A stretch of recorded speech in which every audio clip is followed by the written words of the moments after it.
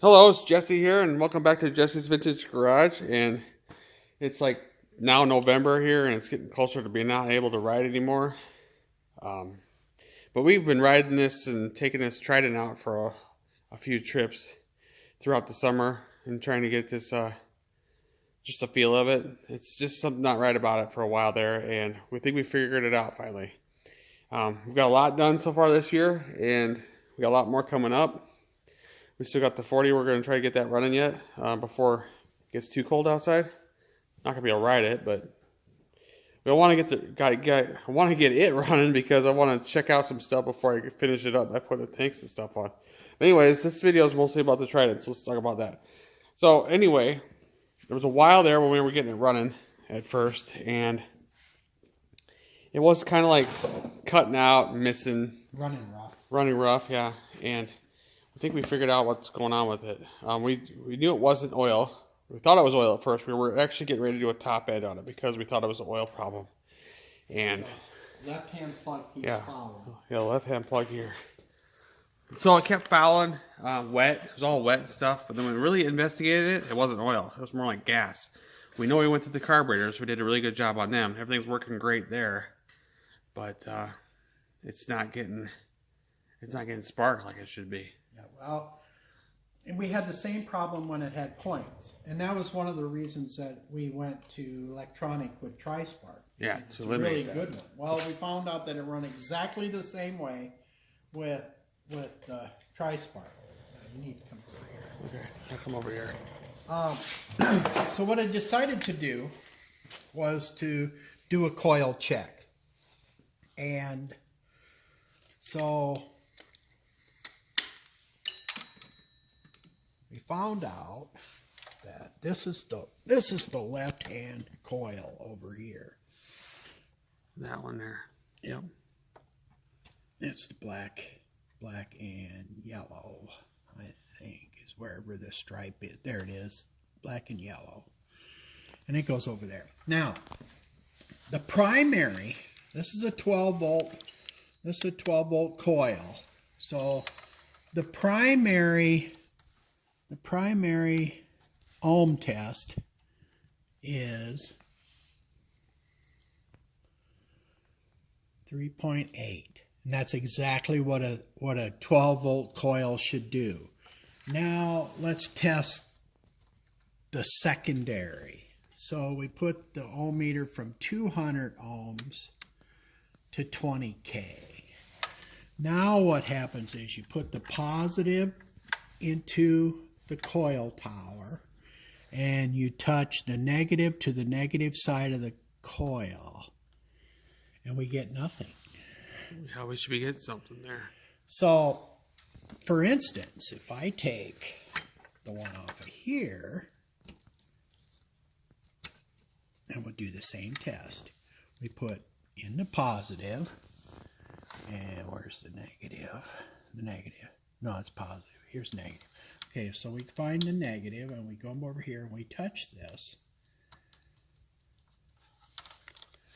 20K, 2K, 200K.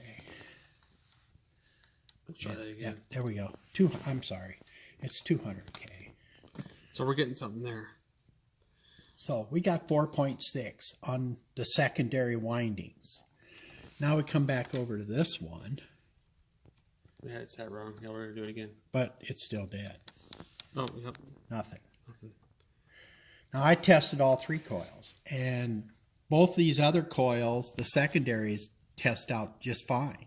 And the secondary, or the secondary coil test, which is the test that is for, firing.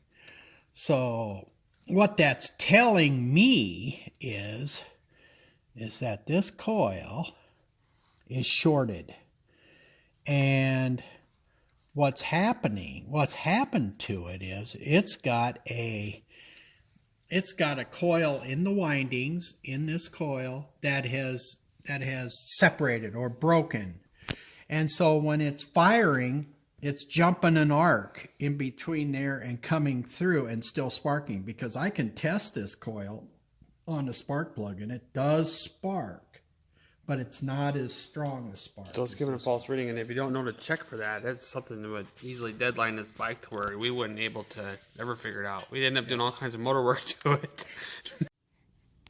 So before we get carried away with working on this, let's go ahead and we're going to back it up to the door over here and start it up so you kind of have an idea what it kind of sounded like, and maybe it'll pick it up in the video, and then we'll go from there.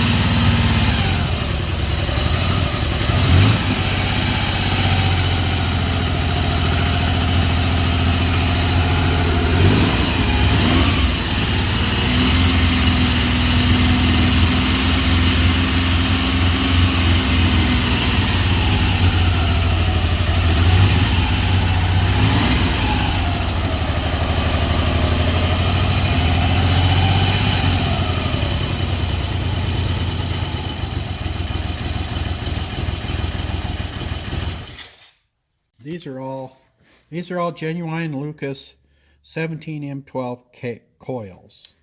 This is a pair, and this one is a little different because these two have like aluminum in the center, and this one has brass. I'm assuming this is an older coil, but it's still a 17M12, and they all test fine. But to recap, to check the secondaries, you put your ohm meter. You got to have a fairly good ohm meter that has lots of scale adjustments. So you set it on 200K, you put your positive in the tower, and you touch your negative to negative. And this one is 5.2. That's not a lot compared to the ones over there. This one is 4.9. And this one is 4.6. The ones over there were 4.6, and they got brass in the center too. So I could put this one in, and I'd have a matching three coils that would all have on the primary 4.6 ohm. And to check the other one, you put it on 200, and you touch. No, you got to put on. Oh yeah, 200. Yeah. And you touch these, yeah, the negative and you come up with what this should be. This should be somewhere around 3938. Yeah, it's a 12 volt, and that'll still show good even though the other. Yes, this is a pretty. These almost all coils pass this test.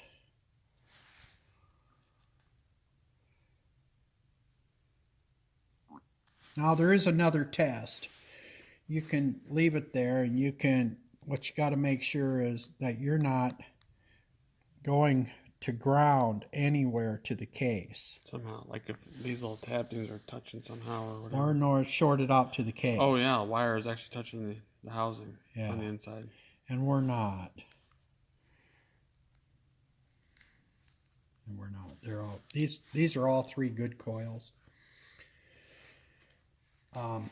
At this point, I'm fairly confident that we have one coil that's just about failed. Yeah. Because it still does spark, but I think under compression, it's not sparking well. And I think that's why we're fouling plugs. It doesn't take long. It takes about 15, 20 miles, and it starts acting funny. And you'll feel it kicking in and kicking out and stuff like that. And so. That's pretty awesome. Well, we're going to go swap out the coil here and fire it up and see if it kind of, because it would start doing this run and rough right off vital. I mean, we're going to tell right away if it's different, pretty much. So we just thought that something else was wrong, but it ends up being this, it seems like.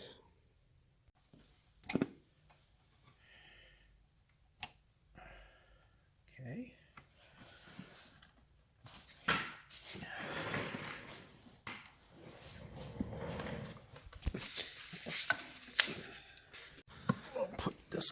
coil in.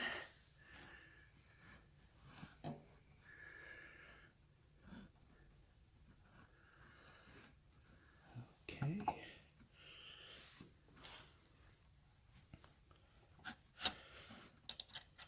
Where was this? No, it wasn't points to points. I think they were all like this. Yeah, they were back there.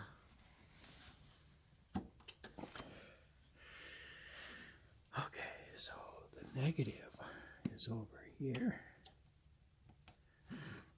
These blue wires, blue and black, are negative.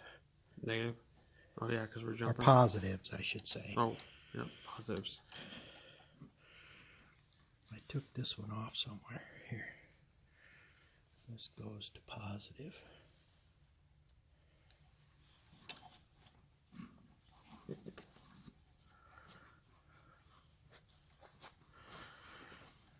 Wait a minute here. Come on now.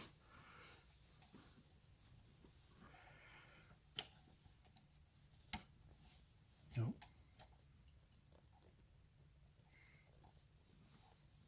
There it is. No, maybe not. There. Oh, that fits tighter. Okay.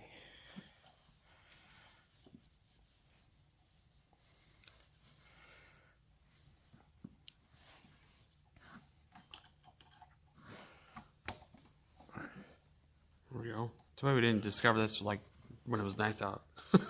So, Well, we probably should have tested it earlier on. well, yeah, it was just overlooked though. Okay, so- Yeah, I guess now we'll just we got it hooked up. We'll Negative. Negative. we'll go try starting it up and see what happens here.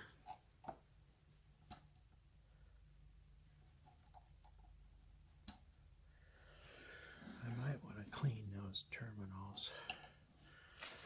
They were off for a while.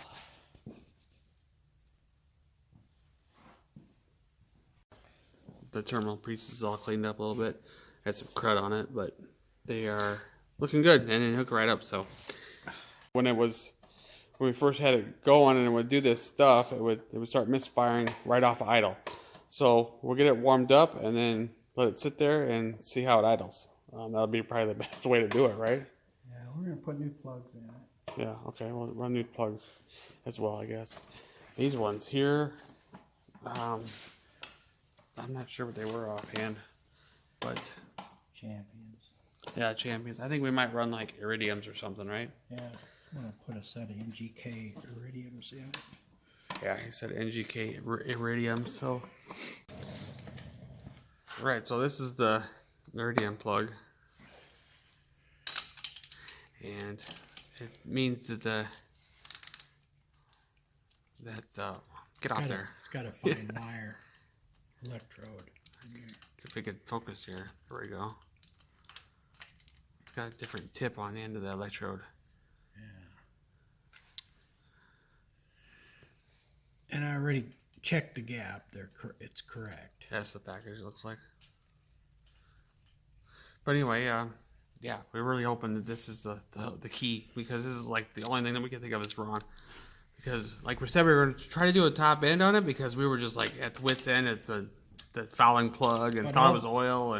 But all the compression on all three cylinders is the same, and it's like it just didn't point to it, you know. Yeah. So I'm glad we didn't tear into it something that. Well, we don't know. Yeah, we're gonna find out how this goes. We might still have to. We'll see. All right, we're gonna get ready to start up. We're gonna start up inside and just have to air out the place because it's cold out there. So let's see what we can do here.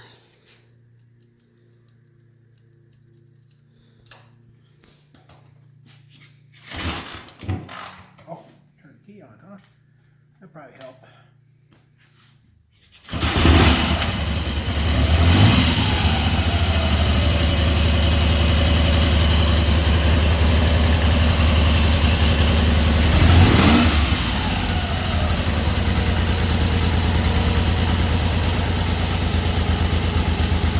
I hear the. Running beautifully. Yeah, it is. It's running beautiful.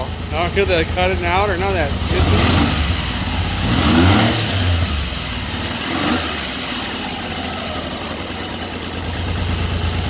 Wow. Well, that's an easy fix. Well, it's kind of a short video, but hope you enjoyed everything. And I guess it kind of comes to the point on the end on this one. So, now we just got to wait for warm weather so we can ride it again. yeah, it'd be a little while. Now, gosh, we really missed out on that, all that nice weather. We could have been riding this if we just had it fixed then. Oh, well. So, anyways, we'll see you again soon. Got a lot going on around here.